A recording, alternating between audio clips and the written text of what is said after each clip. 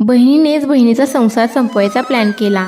रात्रीचे 8:30 वाजले होते. पुण्यातल्या एका मोठ्या हॉस्पिटलच्या 3ऱ्या मजल्यावर अनिकेत देशपांडे एकटाच उभा होता. त्याची बायको मृण्मयी आत ऑपरेशन थिएटरमध्ये होती. काही तासांपूर्वी तिने स्ट्रेचरवर जाताना त्याचा हात हातात धरून एक गोष्ट सांगितली होती, अनिकेत, मी परत आले नाही तर आपल्या घरामागच्या मोत्याला वेळेवर खायला दे. मृत्यूच्या भीतीतही एका मुक्या प्राण्यांची काळजी करणारी मृण्मयी आणि बाहेर उभा असलेला पूर्णपणे तुटलेला अनिकेत. 11 आठवड्यांपूर्वीपर्यंत त्याचं आयुष्य अगदी सुखात चाललं होतं.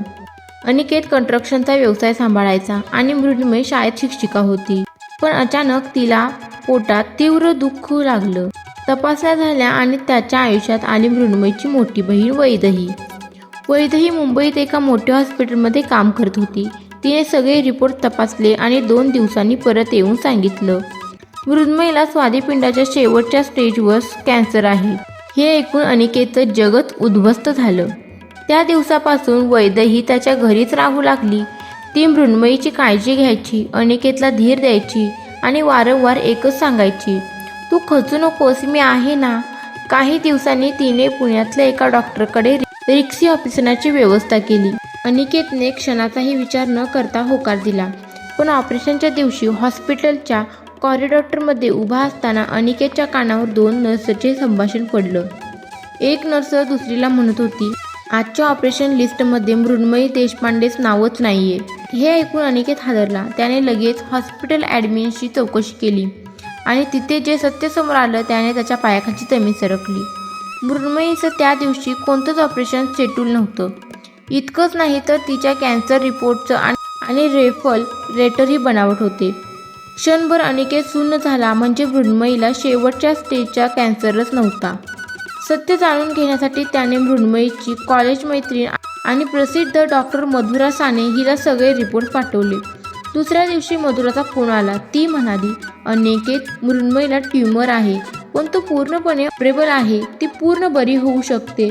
पण सगळ्यात धक्कादायक गोष्ट म्हणजे हे खोटे रिपोर्ट तयार करणाऱ्या व्यक्तीचं नाव आहे वैदेही. अनिकेतच्या डोळ्यासमोर अंधार पसरला. स्वतःच्या बहिणीनेच हे सगळं केलं होतं. पण तो शांत राहिला. त्याने हॉस्पिटल ॲडमिन डॉक्टर मधुरा आणि लीगल टीमसोबत एक मीटिंग ठेवली आणि त्यात वैदेहीला बोलावलं. मीटिंगमध्ये मधुराने सगळे पुरावे तिच्यासमोर ठेवले. मृण्मयीला शेवटच्या स्टेजचा कॅन्सर नाही आणि हे बनावट रिपोर्ट तुझ्या आयडीवरून तयार झाले आहेत. काही क्षण वैदेही गप्प बसली आणि मग अचानक कोसळली, रडत ओरडली, हो, मीच केले. कारण मला अनिकेतवर प्रेम होतं. मला त्याचा संसार बघवत नव्हता. मला वाटायचं जे मृण्मयीला मिळाले ते सगळं माझं असायला हवं होतं. म्हणून मी रिपोर्ट्स बदललेत. तिला वाटावं की ती मरणार आहे. ती खचावी आणि अनिकेतला आधाराची गरज लागावी आणि तो आधार मी बनावं. त्या क्षणी सगळे शून्य झाले. वैदेहीने कबूल केलं की तिला मृण्मयीला लगेच मारायचं नव्हतं, पण तिला वाचवायचंही नव्हतं. ऑपरेशन उशिरा व्हावं, ट्यूमर वाढावा आणि एक दिवस मृण्मयी खरंच मरावी, हा प्लॅन तिचा होता. ताबडतोब पोलिसांना बोलवण्यात आलं. वैदेहीला अटक झाली. अनिकेतने थेट मृण्मयीच्या रूममध्ये गेला. तिने विचारलं, अनिकेत, खरं काय आहे? आणि मग त्याने तिला सगळं सांगितलं. मृण्मयीच्या डोळ्यातून अश्रू वाहू लागले. म्हणजे मी इतके दिवस रोज मरत होते आणि हे सगळं माझ्या स्वतःच्या बहिणीने केलं. तिने रडत सांगितलं की आपल्या मृत्यूनंतर अनिकेतने स्वतःला कसं सांभाळायचं याचं पत्रही तिने लिहून ठेवलं होतं. हे ऐकून अनिकेतला कंठ दाटला.